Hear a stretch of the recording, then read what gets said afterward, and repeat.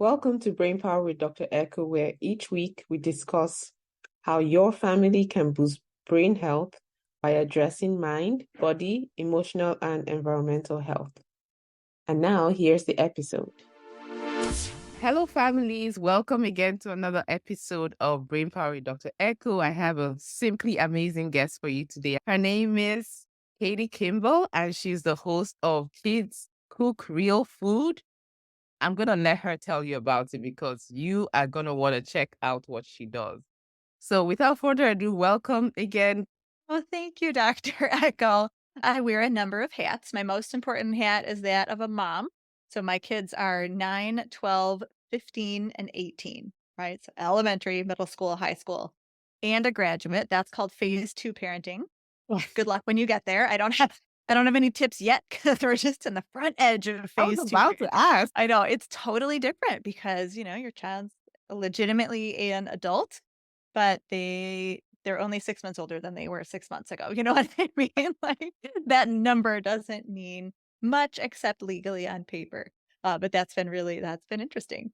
And in my work life, I started out way back in 2009. So I'm an old grandma online entrepreneur.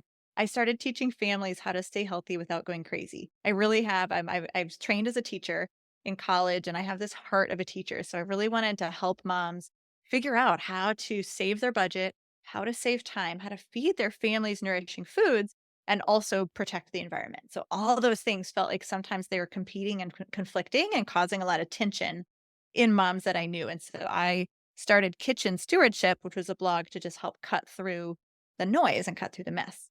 In doing that, I started to hear a news story. And a lot of moms were coming to me saying, Katie, I really want to eat healthy. Like, I'm in, I want to do this. But my mom never taught me to cook. So this is an incredible uphill climb. Like, forget about cooking healthy foods with vegetables. Like, I don't even know how to cook. And I started to realize that, if we're uncomfortable in the kitchen, our generation, we are certainly not teaching our kids. Right. So we're going to go in a cycle in 20 to 30 years, and the kids are going to be going, oh man, our kids grown up. Oh man, I wish I could get healthy, but I don't know how to cook.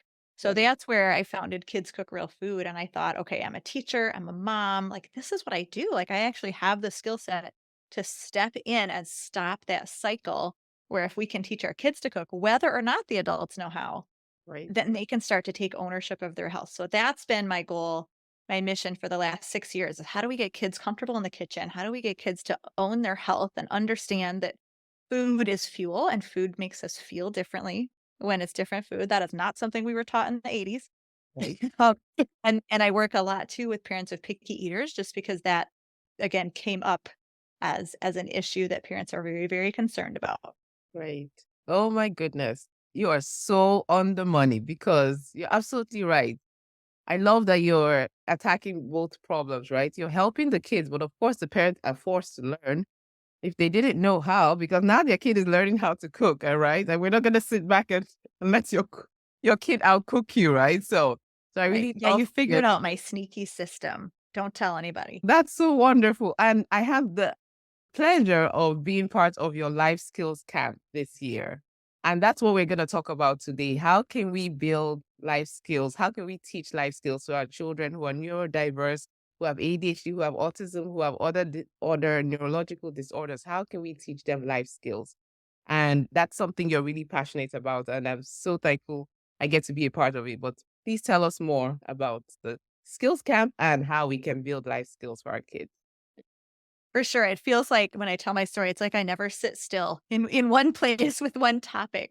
And yeah, teaching kids to cook just sort of naturally got bigger because our parents in our classes were saying, I'm here because I want my kids to have life skills. And I thought, well, I'm only helping with the cooking. What are the other life skills? How do I pull in other people? So this year, 2024, will be our third season of Life Skills Now summer camp. It's completely virtual, completely online, and it's completely free to register. And it's been resonating, right? Like I thought maybe parents want this. I think they do. They do. Lots of parents are seeing this as a gap in their children's education. We're really not getting it from schools anymore. And I don't blame schools at all. Like schools have so much to do right now in their curriculum. They do not have time to teach how to change a tire on your bike or how to dust your coffee table, right? Like they just don't. And I think a lot of parents feel ill-equipped as well, right? Like we might know how to dust a coffee table, but I think people get, I don't know, they just get worked up, they get nervous about teaching their kids, or they feel like they don't have time to slow down. That is a Well, very that common one. phrase I hear. Oh yeah, it's faster and easier to do it myself. So it's Right. really, really difficult for us to pull back out of the day-to-day, drudgery and see, okay, we've got this 18-year parenting game. We can't parent for today or next week. How do we parent for the long term so that we launch a kid into the world who knows how to, you know, feed himself and dust her own coffee table and check the oil on their car? So it's just very difficult, I think, for us to get into that groove of passing on the skills that we have and some skills that we don't have. Right. Right? Some skills that we did not learn from our parents. So what I love to do is just bring together all these experts like I bring together MDs and nutritionists and auto mechanics and people who work at banks and restaurant chefs, just massively diverse field of expertise. And I say, well, what do you think as an expert, right? What do you think kids should know before they leave elementary school?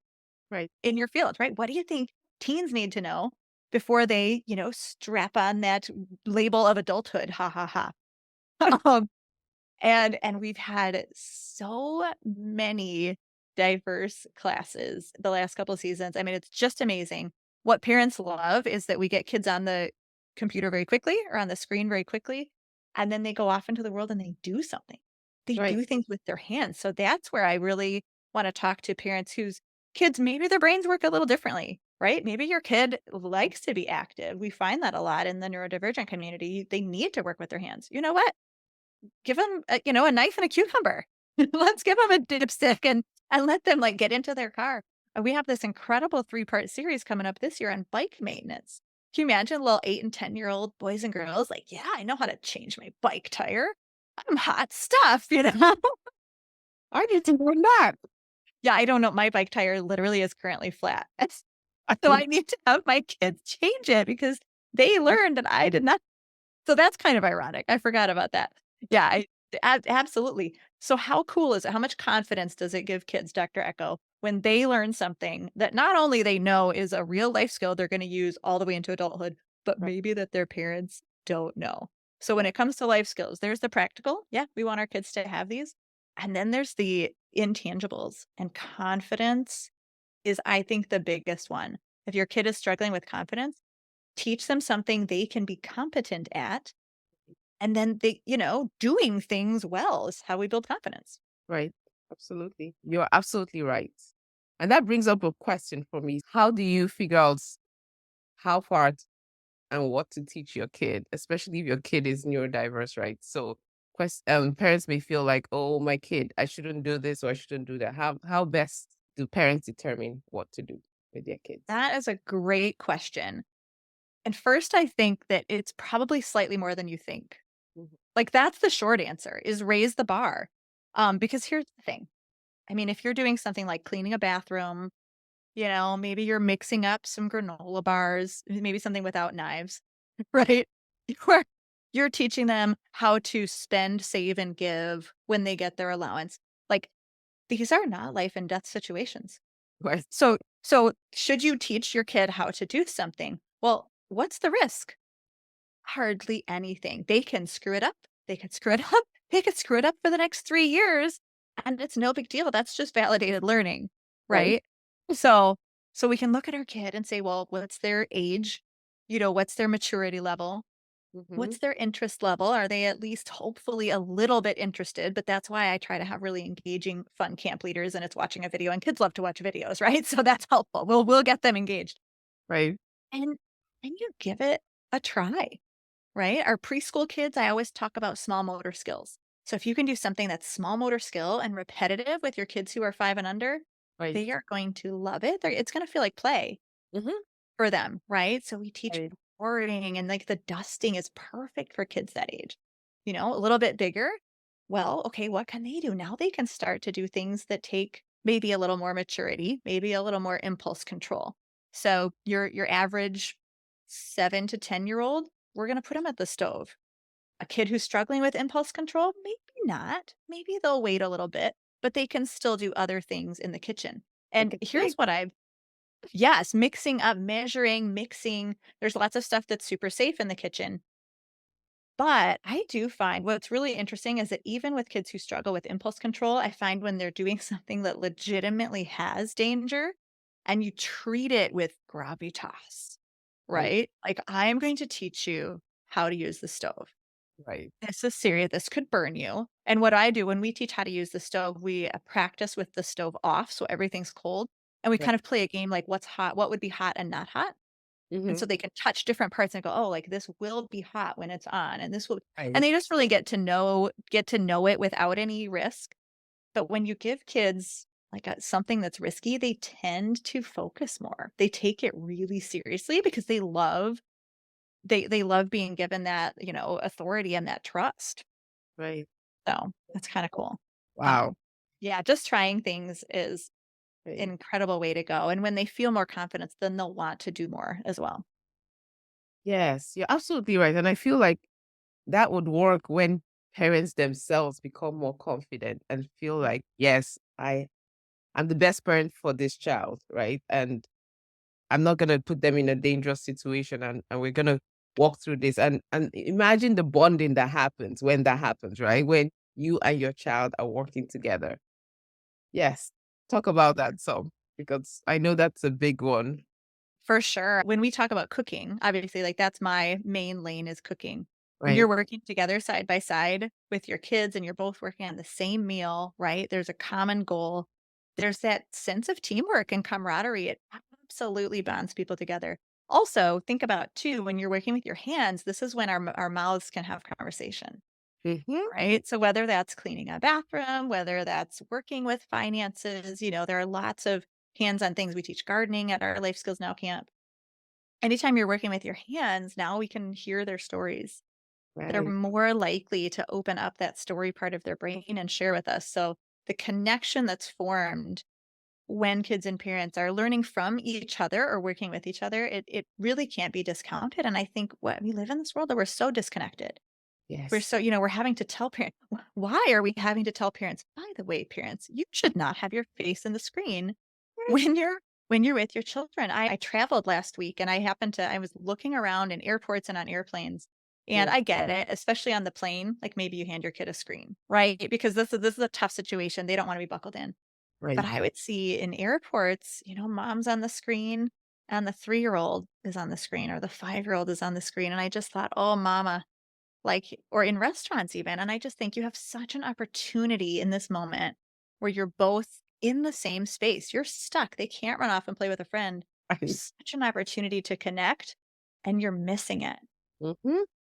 And so and so we as adults were like, yeah, but I don't have time, right? I don't have time. Well, you know what? Guess what? You've got to dust that coffee table and clean that bathroom anyway. You've got to make dinner anyway. So Right. all it means is you're going to stretch your chore time a little bit, 5 to 10 minutes for a Right. couple training sessions, right? And then you start to save time or you have that productive your time with your kids is both productive and connective. So it's really checking all the boxes. It's everything we want. We want to be connected with our kids, but we're thinking my to-do list is way too long.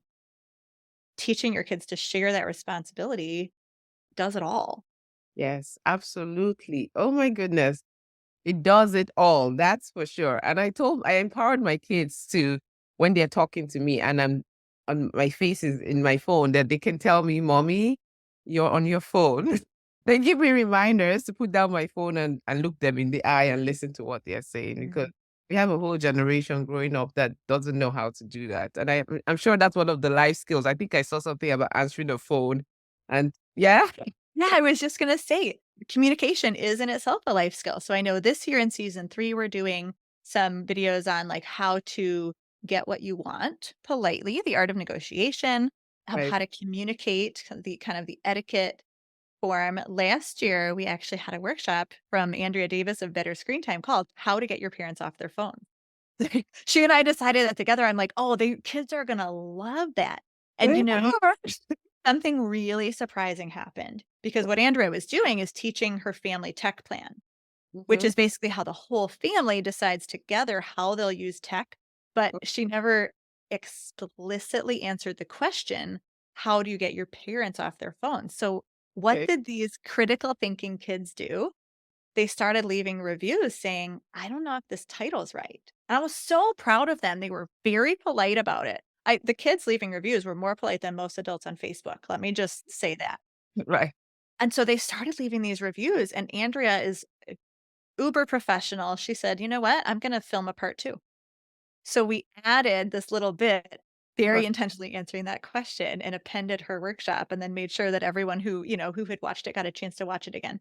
So that's us modeling, Right. right? Yes, kids, if you see something wrong in the world, can you politely say something? That is a skill. That's a It's great such skill. a great skill. Oh my gosh. That's a life-saving skill. It is, and then to see Yeah. that the adults said, "You know what? You're right. Our product is subpar at this point. We're gonna improve it because of your feedback." So I thought that, like, for the kids who could see that happening Mhm. during our free camp week last year, we're like, "This is what we do. We teach life skills, like, we actually implement them," inside workshops and in our business. So it was really, really neat to watch that process play out. That's wonderful. And I know critical thinking, you brought that up, the critical thinking kids did that. And I'm sure that's another life skill you teach, right? And so tell parents more about why that's so important, the critical thinking piece. If we can teach our kids to think, to be curious, to ask questions, they will be able to survive in any market.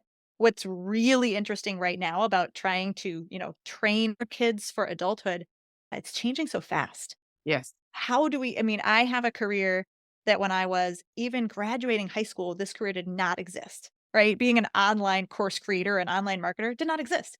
And Right. technology is moving faster and faster. It is a guarantee that most of our kids will have jobs that don't exist yet. So Yep. career readiness is like it's almost archaic to even say that. So what do we do to prepare our kids for adulthood? Teach them how to think, right? We teach them how to learn. We teach them how to interact with other humans because God willing, that will still continue to be reality, right? I don't really look forward Robots to a take world of over. No robots yeah, take over. yeah. So if we can teach kids and developmentally, I'm sure you know this, it's about age 11, 12, 13, or so when kids can actually think logically with the adult definition of it. But Right. I think we start at age 2, 3, 4, 5, Yes. emphasizing those character traits like curiosity. When the kids ask why, ask them another question. Mm-hmm. Oh, yes. Right? And allow them to dig deeper into their whys instead of like, "Oh my gosh, please stop." Which so I think I really think kids are born to be critical thinkers. They're born curious. They're born to ask questions, they're born to wonder about their world, which is the first step in any critical thinking process. And we parent it out of them because we're Oh, tired. Like, yeah. I get it. We're tired, Mhm. but we've got to be cautious Mhm. not to parent that curiosity out of them. I'm going to say that last sentence again because it's so critical. Parents, let's be careful not to parent the curiosity out of your child by saying no to them, by saying go play somewhere else, by saying, why do you ask me that? Didn't you ask me that the last time?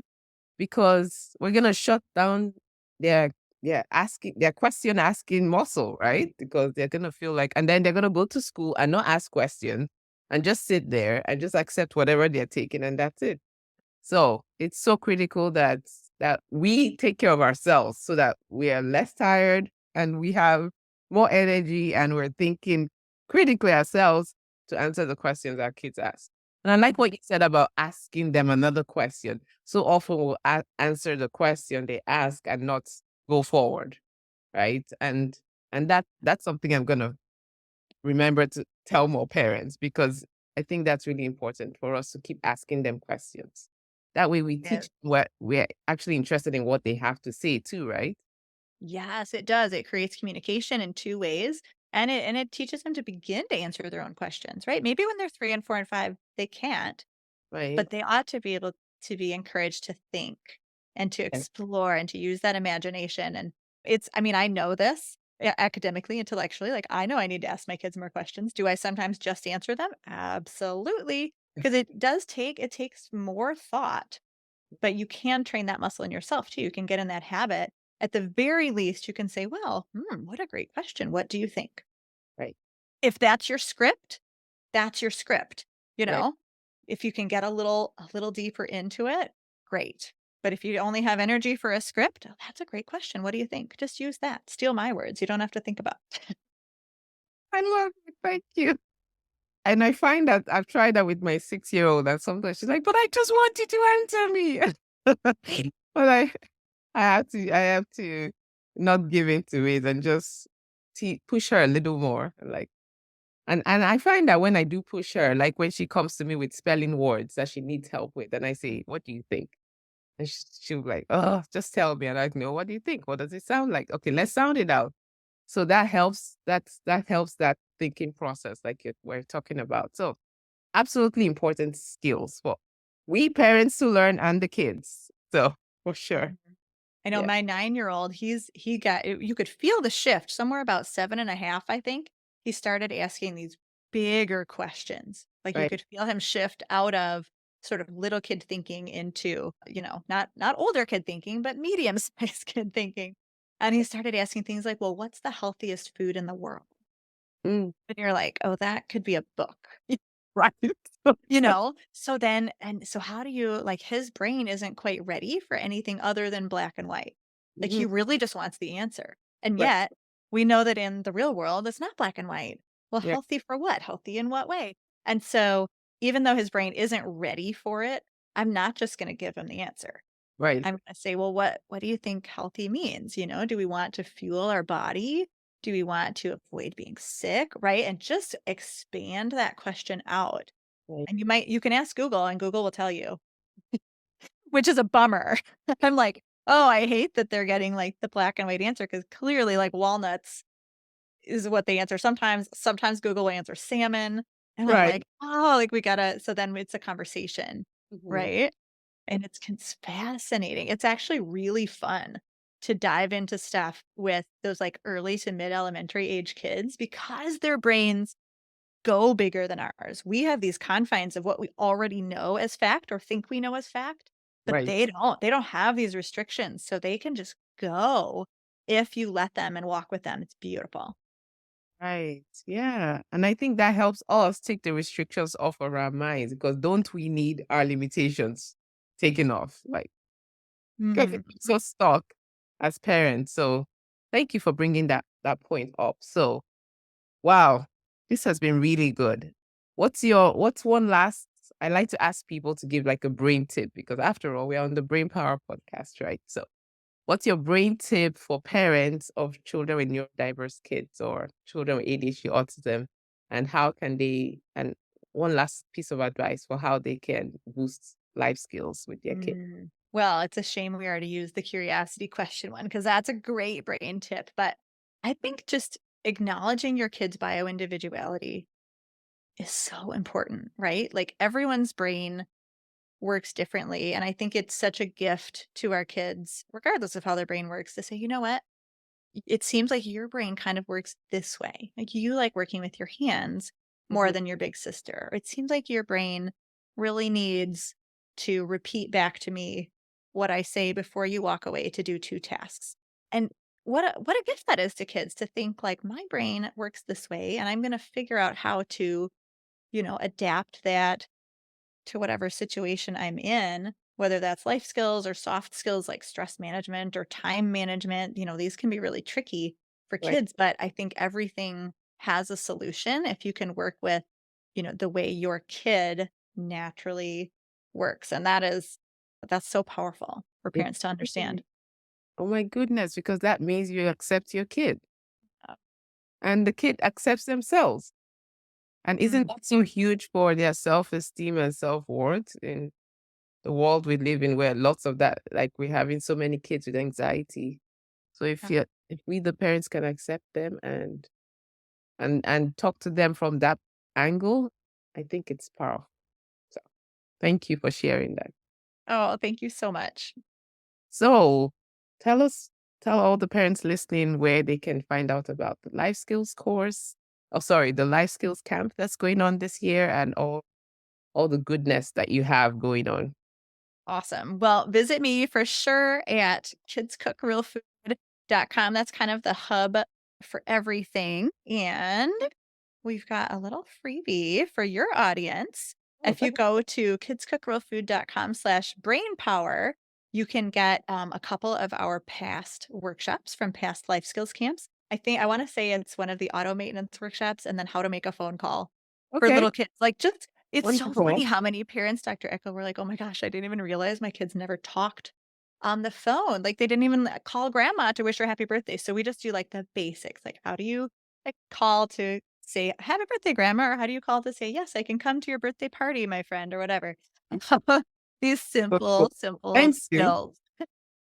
Thank you for the freebies. I'm sure we're gonna share it everywhere, and that will be so helpful to kids. And I'm gonna have my kids watch it too. Oh, fun. Yes. So thank you so much, Katie, for coming on. It's been such a pleasure talking with you. And for parents listening, I hope you got as much out of this as I did, because I learned some really important gems. And until the next episode, see you.